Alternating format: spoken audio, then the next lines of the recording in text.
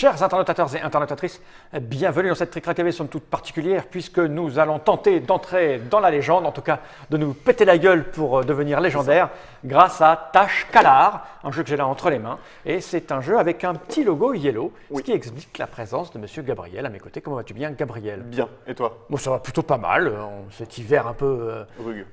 rude et grude, ça fonctionne. Vlada Chvátil, c'est l'auteur de ce jeu. Ouais.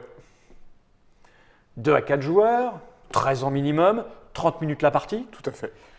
On aurait tendance à se dire que c'est un peu familial, 30 minutes, 13 ans, mais quand on voit l'illustration, c'est quand même du poutrage de gueule. C'est du poutrage de gueule, ouais. Alors, c'est familial ou pas? C'est pas très compliqué, mais c'est pas familial pour autant. C'est-à-dire? C'est-à-dire que les règles… C'est le thème? C'est le thème qui va être un petit peu… Enfin, on se tape dessus, quoi. Et pour les joueurs qui sont habitués à des jeux de cartes un peu à combo et ce genre de trucs, ça passera tout seul. Pour des joueurs qui sont néophytes, c'est pas… D'accord, c'est du familial, mais habitué quand même aux jeux de société. Les familles joueuses. Du expert moins, je sais pas. Expert moins? Ah, expert moins, c'est pas mal. On avait fait le familial plus, il y a l'expert moins. C'est plutôt pas mal. Donc ce jeu est un… Donc on l'a dit, il vient de République tchèque. De République tchèque. Donc c'est pour ça que c'est un CGE, Tout à fait. Czech Games Edition. Et vous travaillez de concert avec eux pour nous le proposer en français. Partenaire de longue date. Et par contre, c'est illustré par Monsieur David Cochard. Qui lui est français. Mais il avait illustré aussi la version Oui, bien sûr. David Cochard, il a l'habitude de travailler avec CGE. C'est lui qui a fait les illustrations de Dungeon Lords et de Dungeon Pets, qui étaient aussi des jeux CGE. Et c'est un garçon pas mauvais du tout. Non. Mais qui a compris les codes. C'est marron, donc c'est un peu velu. Puis d'habitude, il est plus sur un ton un peu humoristique. Là, il est parti sur quelque chose de plus premier degré. Il s'en sort très bien. Depuis la nuit des temps, l'arène de Tâche-Calar est le lieu d'affrontement des plus grands mages de l'univers. Vous êtes l'un de ces invocateurs au pouvoir quasi divin. Waouh, on se foutrait un coup de… Bon, cette boîte, j'en ai pas besoin. Je vais l'ouvrir juste pour montrer comment c'est le nom, parce que j'ai pas regardé. Ah, c'est du carton. Hein, ouais, et puis il y a des petits plateaux dont on n'a pas besoin quand on est sur la variante avec laquelle on va jouer. Et puis il y a des petits sachets de rangement. Et puis le reste du matos, c'est sur la table. Sur la table, donc on va regarder ça. Cette boîte, je vais la poser par arrière vers moi, juste là, comme ceci, cela. Je vais donc montrer quand même aux internautateurs la taille de la règle. C'est important, parce que quoi qu'il arrive, vous allez être obligé à un moment donné de la lire. Donc, un aperçu classique, voilà. Le matériel. C'est très important de détailler le matériel. Hein, tu vois. Je dis ça parce que j'ai joué à un jeu il n'y a pas très longtemps là, avec mes camarades du vendredi soir. Quand tu passes 10 minutes à chercher quel pion et quoi, c'est insupportable. Et ça, dire ça, c'est ça, ça, c'est ça, c'est plutôt pas mal.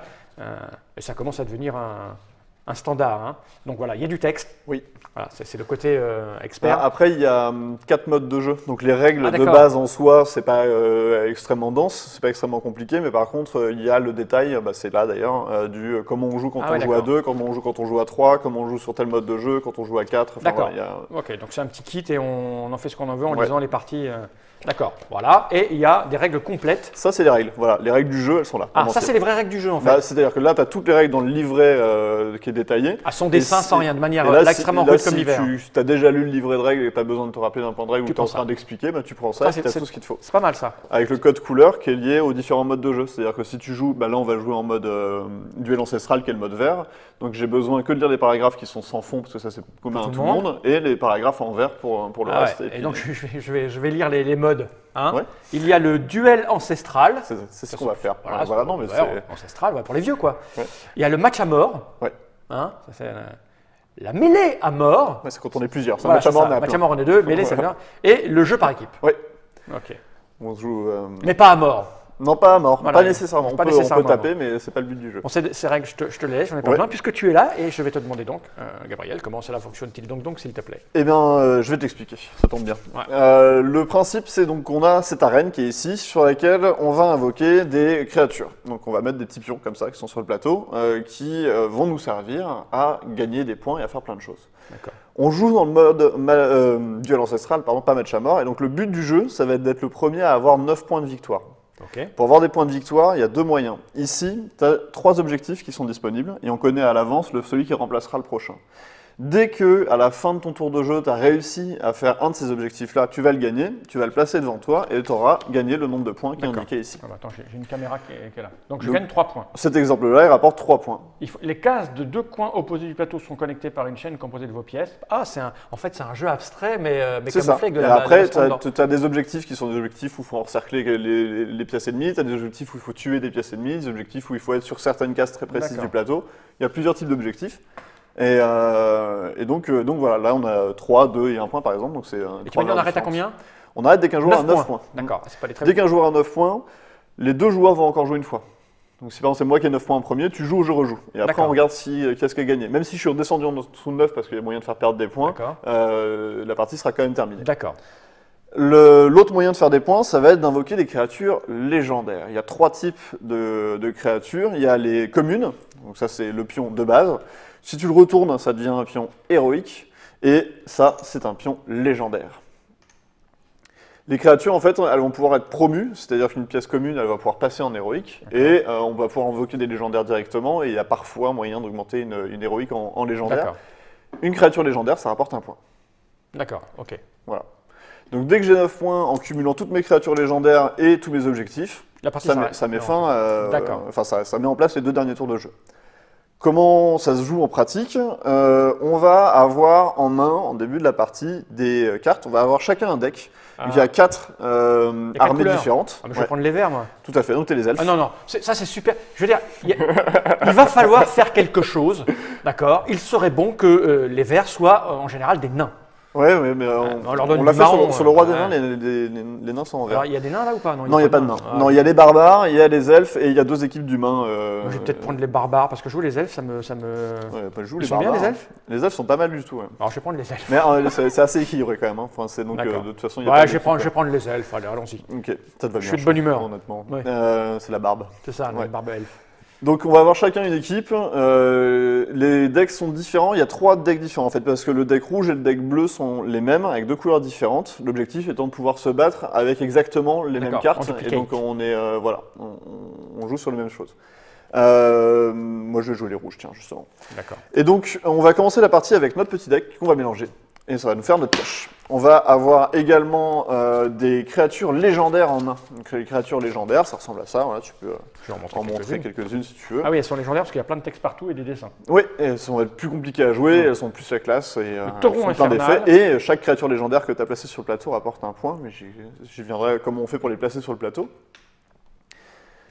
Et on va également avoir droit à une carte ruse en main. Ces cartes ruses, ça va être des aides. Quand un joueur prend l'avantage sur la partie, l'autre joueur va pouvoir jouer des cartes ruses qui vont lui donner des sérieux bonus. Donc le jeu se rééquilibre tout seul avec ce système-là. D'accord. Donc là, ce que j'en déduis tout de suite, c'est que c'est un jeu, la première partie, tu vas un peu en chier parce que tu dois lire tes cartes. Mais au bout de la troisième, tu vas voir que les effets se répondent beaucoup. Donc il n'y a pas de grande surprise. Il y a rarement un effet qui sort de nulle part. Donc on va commencer la partie avec une carte ruse, avec 2 cartes légendaires et 3 cartes de notre paquet. On a mélangé, c'est au pif. On a mélangé au pif, là c'est juste pour le... Juste pour montrer. Hop, il n'y a pas de souci, tiens. 2 et 1, c'est ça? Ouais. Voilà, ça c'est ma main. À mon tour de jeu, j'ai le droit à 2 actions. Sauf au premier tour, le premier joueur il a le droit qu'à une action. Mais on est sur un tour normal, j'ai le droit à 2 actions. Et donc je vais faire 2 actions au choix parmi 3. Les actions, c'est assez simple. Il y a invoquer une créature, donc ça c'est... Enfin, placer un pion plutôt que placer, c'est pas invoquer, c'est pas la même chose. Placer, ça veut dire je prends un pion de commun, donc un pion normal, et je le place où je veux sur le plateau, sur une case vide. D'accord. Peu importe que ce soit au centre, sur les côtés, les couleurs du fond. Les couleurs sont liées à des objectifs, c'est tout. D'accord. Donc je vais le mettre ici par exemple, et puis voilà. Ça c'était une action. J'ai le droit de faire 2 fois la même action, il n'y a pas de souci. L'autre action que je peux faire, ça va être jouer une carte. Et ça va être là tout l'intérêt du jeu, ça va être jouer une carte, ça veut dire invoquer une créature. Cette carte-là, par exemple, si je veux l'invoquer, il faut que j'ai exactement sur le plateau le schéma représenté en bas de la carte qui soit à l'identique sur le plateau. Donc si je suis dans cette situation-là, j'ai les 3 pions comme la carte l'indique. Une case vide et enfin. Voilà. Alors, c'est pas nécessairement une case vide. Si j'avais été comme ça marchait aussi. On s'en. D'accord. 3 pions. Ok. Ce qui est important, c'est les pions indiqués. Ce qu'il y a autour, on s'en fout. Voilà. Okay. La case qui est blanchie sur le truc, c'est là où le pion de la prêtresse apparaît. Le pion de la prêtresse, il est indiqué en haut. On peut invoquer des pions qui sont des pions petits ou des pions qui sont des pions gros, par exemple, voilà. Hop, des communs ou des héroïques. Bah, héroïque, c'est ce que tu as déjà en main, donc voilà. D'accord. S'il y avait déjà une créature sur l'emplacement sur lequel je voulais invoquer, eh bien à ce moment-là, la créature en question est transformée en cette créature-là. Donc par exemple, sur l'exemple de la grande... Là, si j'arrive à cette position-là, je vais poser ici. En haut. En haut, c'est-à-dire que ça s'appelle en haut. Ici, là? Oui, bah, c'est là où c'est en haut. Ouais, c'est ça, le pion qui est en haut, qui est encadré en blanc. Ah oui, parce qu'en fait, ça n'a rien à voir, le dessin, on s'en fout là, en fait. C'est ce schéma-là. Tu as reproduit ce schéma-là. N'importe où, parce que je te la remontre de plus près. Hein.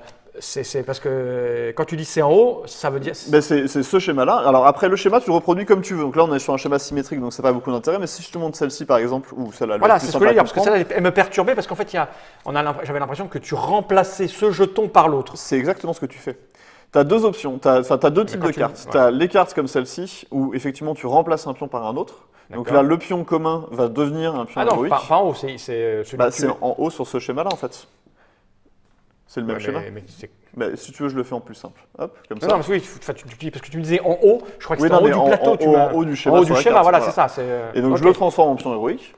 Voilà, ça c'est le premier cas. Et tu as des cas comme celui-ci, le chevalier, où la forme de L, si j'arrive à la reproduire par un moyen ou par un autre, je vais créer un pion ici. D'accord, ok. Donc quand tu me disais en haut, je crois que c'est en haut du plateau. Non, c'est pas en haut du plateau, il n'y a pas de haut ou de bas.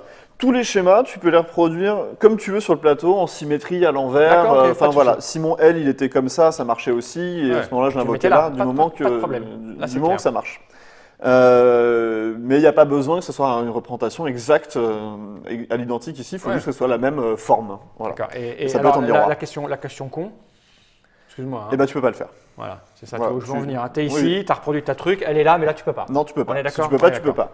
Si à l'endroit où tu voulais invoquer, il y avait une créature ennemie, hop, on est dans cette situation-là, je peux le faire que si la créature ennemie, elle est de niveau inférieur à moi. Tout ça est logique. Donc de commun, c'est moins bon qu'héroïque et moins bon que légendaire. Là, on voit des petits jetons qui sont que des communs. On nous demande que des communs. Attends, je vais les mettre en caméra. Ouais, c'est mieux pour les trois pions qui sont représentés sur cette carte-là nous demandent que des pièces communes, ce qui en soi n'est pas très compliqué. Ça peut être des pièces héroïques ou des pièces légendaires qui font le schéma, c'est pas un souci. Par contre, on a des cartes qui vont nous demander de placer des cartes, d'avoir spécifiquement des pièces héroïques. Par exemple, l'ange de la mort, la pièce du milieu, là, ça doit être une pièce héroïque. D'accord. Ou légendaire d'ailleurs. Mais voilà, c'est au moins le niveau indiqué sur la carte pour pouvoir faire l'invocation. Dès que j'invoque la créature, je vais tout de suite faire son effet et je vais appliquer le texte. Donc s'il y a marqué peu, c'est que j'ai le choix. S'il n'y a pas marqué peu, c'est que je dois le faire, dans tous les cas. Et puis, une fois que c'est fait, je vais défausser la carte et puis je vais faire ma deuxième action, à moins que ce soit déjà ma deuxième action. D'accord. Et c'est tout. Et c'est tout. À la fin de mon tour, quand j'ai fait tout ça, je vais vérifier si je remplis un objectif déjà, et un des trois objectifs qu'il y a ici. Si c'est effectivement le cas, j'en prends un et pas plus, même si t'en fais deux ou trois, t'en prends qu'un. On le place, on met celui-là à la place et on en remet un autre pour savoir ce qui va venir après. Et je pioche des cartes pour revenir à l'identique, c'est-à-dire 3 cartes de ma couleur, 2 cartes légendaires et une carte de ruse. Ah, d'accord, donc on se refait la main quoi qu'on ait fait. La troisième action du jeu, juste pour finir là-dessus, je peux à mon tour de jeu défausser une carte, n'importe laquelle de ma main, une carte de ma couleur, et je peux à ce moment-là rendre toutes les cartes que je veux de ma main dans leur paquet respectif pour repiocher immédiatement de nouvelles cartes. Ouais. Mais ça te coûte une action. Ça te coûte une action, et tu peux le faire qu'une fois par tour au cas où. Ouais, ok. C'est intéressant quand tu sais ce que tu cherches. Sur une première partie, c'est pas, c'est rarement. Et c'est tout. Est-ce que c'est tout? C'est une très bonne question. Non, il y a quelques petits. C'est tout sur le principe général du jeu. Le principe général du jeu, c'est tout. Et c'est assez simple, tu vois. Oui, c'est pas très compliqué. Tu reproduis tes schémas, tu c'est un jeu abstrait avec des cartes à jouer plutôt que. C'est ça. Et après, tout l'intérêt, il va être dans la manière dont je configure mon plateau pour pouvoir optimiser au mieux mes placements. Par exemple, j'ai fait ça pour invoquer ma prêtresse. Ça serait bien que ce que j'ai fait pour invoquer ma prêtresse me serve pour faire autre chose derrière. Et donc voilà, je vais essayer ça ne faut pas compter sur moi sur la première partie. Hein. Oui, non, c'est normal. J'espère gagner quand même. On verra. Et puis, après, il y a pas mal de petits mots de vocabulaire qui existent dans le jeu. Il y en a un qui est très important, c'est le déplacement.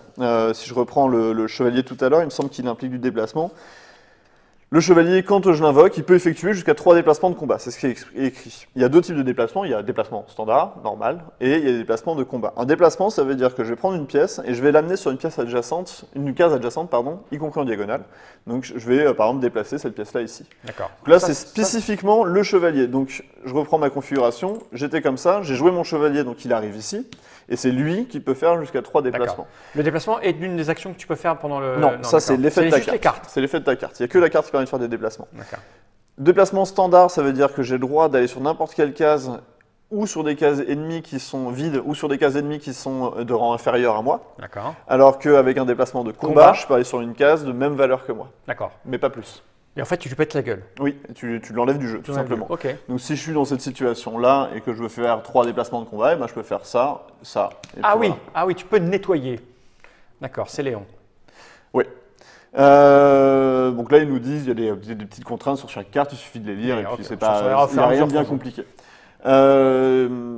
Il y a la même chose avec des sauts, donc c'est par exemple, tu as des griffons. Sauts sautés comme ouais, ça. voilà, l'aigle sauvage ici, il me permet de faire un saut de combat, un saut standard ou un saut de combat, c'est la même chose qu'un déplacement, sauf que je vais pas sur des cases adjacentes, je vais où je veux. Ah, sur tout le plateau, sur tout le terrain de jeu. C'est ça. Pas de limite. Pas de D'accord. limite. C'est un aigle, voilà. c'est un aigle, hein, je veux dire, il vole. Et puis après, le reste se fait de manière assez claire en général quand on lit les cartes. Il n'y a pas trop de doute sur le reste du vocabulaire. Juste adjacent, c'est toujours en diagonale y compris, c'est toutes les cases qui sont autour. Et puis voilà, Ah non, une chose très importante. Oula, attention, prends pas la boîte. Et là, c'est les cartes ruses. Ces cartes ruses, on peut les jouer gratuitement à notre tour de jeu. On peut en jouer une, parce qu'on n'en a qu'une en main. Quand je la joue, avant de la jouer, je vais vérifier les 2 critères qui sont en haut et en bas. C'est les petits cercles. Il faut 4 machins un peu spéciaux là qui ont alors, en fait, c'est la différence entre moi et l'adversaire. Si l'adversaire il a 4 pièces promues, donc promues ça veut dire soit héroïque, soit légendaire de plus que moi, et ben à ce moment-là, je vais pouvoir jouer la carte et faire l'effet du haut. S'il a 6 jetons sur le plateau de plus que moi, et ben je vais pouvoir faire l'effet du bas. Et si j'ai les deux, je vais pouvoir faire les deux en commençant par celui du haut et après celui du bas. C'est un jeu de pleureux, tu peux faire semblant de ne pas être bien. Si un joueur prend un avantage net sur la partie, en général, ça se retourne contre lui parce que tu joues 2-3 cartes comme ça de suite et ça fait très mal parce que ça t'offre des avantages assez fous comme avoir des actions en plus, qui est quand même très bien. Enfin, voilà, mais il faut les connaître quoi. Mais tu l'as en main, de toute façon. Donc, oui, moi je l'ai en main, mais je sais pas ce que toi tu peux avoir, tu vois. Tu verras qu'on peut, sur la première partie, on se laisse facilement porter par le truc. Après, il y a de la profondeur, sinon ça n'a aucun intérêt de jouer un jeu si on joue 3 parties puis on. Non, quand on connaît les decks, c'est nettement. Le jeu change complètement, mais on peut jouer sans connaître les decks sans aucun souci. D'accord. Eh bien, écoute, ce que je te propose, c'est de faire une petite partie pour voir si j'ai tout capté. Ça me plaît bien. Et puis j'ai bien envie de t'aider à rentrer dans la légende. Oh, ça me plaît. Ça me touche. Tash-Kalar, c'est un drôle de nom. Je sais pas, c'est peut-être un truc légendaire de. Tchèque, je sais pas. C'est le lieu. Voilà, c'est Tash-Kalar. Écoute, Vladash Vatil, le très bon Vladash Vatil, 2 à 4 joueurs, 13 ans, 30 minutes, dans toutes les bonnes boutiques. Combien cela coûte-t-il donc, s'il te plaît? Ça coûte 39,90 €. 39,90 €. On va la faire à la Pierre Bellemare. On va la faire à la Pierre Bellemare. 39,90 € et seulement. Et moi à la Bourdin. Les Français veulent savoir combien cela coûte. En avez-vous la moindre idée? 39,90 €, c'est bien ça? Ouais. Pour le plateau, les cartes, les jetons. Tout ça, c'est dans l'ordre des choses. Les prix des jeux augmentent, mais ça paraît tout normal après. C'est vrai, c'est comme ça, c'est la vie, ce que je te dis. Ma bonne dame, c'est les satellites. Ouais. Yellow, merci Gabriel d'être venu jusque-là. Enfin, merci. On va aller se poutrer. Oui, on va d'abord voir comment la partie se passe, on fera les remerciements après. Je vais m'échauffer un petit peu, puis on va se poutrer. Ça roule. Jenny Reich.